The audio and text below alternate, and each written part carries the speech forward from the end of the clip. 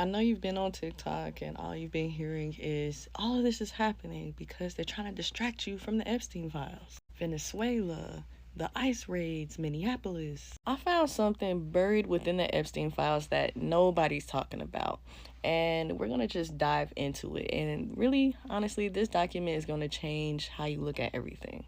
On September 21st, 2021, the DOJ's Inspector General referred 3 supervisors for prosecution, all for false certifications, false statements connected to Epstein's death in custody. So the Public Corruption Unit, they reviewed this case and their decision declined. They declined all 3. But here's what did get prosecuted. The 2 line officers, Tova Noel and Michael Thomas. They were both charged in 2019 for falsifying records. And mind you, on the night of Epstein's death, right, it was reported that these officers were online shopping and not doing their rounds, like just straight up chilling.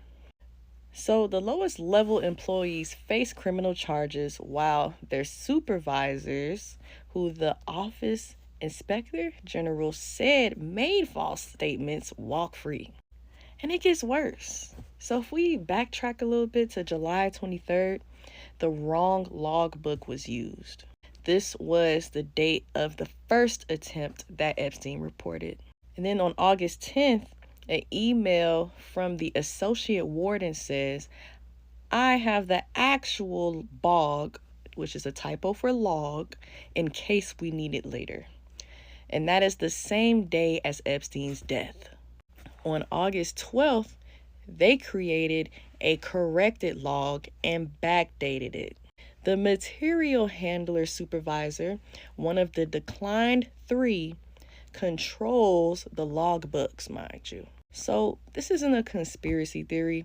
It's government documents that they released, and the accountability gap isn't because they didn't investigate the supervisors. They investigated, they referred, and then they declined to prosecute. That is institutional protection in writing.